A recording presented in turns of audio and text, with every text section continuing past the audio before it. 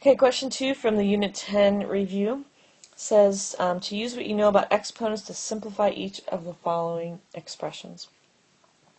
Letter A, I'm multiplying x to the third times x to the fourth. And whenever you multiply two expressions together, I can simply add the exponents of like bases. So that's going to end up being x to the seventh. You could do it the long way. X to the third means x times x times x. X to the fourth means x times x times x times x. And altogether, I would have x be multiplied times itself 7 times. So that would be x to the seventh. Letter B would be x squared y to the third times xy to the fifth. Notice there's no exponent above the x, and whenever there's not an exponent above a number or a variable, it's really a 1. So that's really x to the first, y to the fifth. And I have x's and y's, so what I need to do is, really, I'm only concerned with combining my x's together at first. That's going to be x to the third power, because I can add the exponents.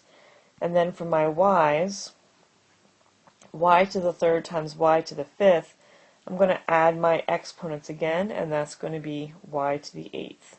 Final answer. Letter C, now this time there's a number, 10, instead of an x, and that's okay, because any time I have an exponent, there's a base with the exponent.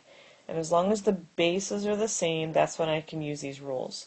So if I had 10 to the 7th divided by 10 to the 3rd, I can subtract the exponents. So I'm going to subtract my 7 and 3. That's going to leave me with 10 to the 4th power. And that would be your final answer. Now we could actually do 10 to the 4th power. And 10 to the 4th power would be 10,000. But if they ask for you just to simplify it, you could just leave it in exponential form there as well. Okay, letter D, whenever I see a power to a power. So it's y to the third, and then again to the 4th power.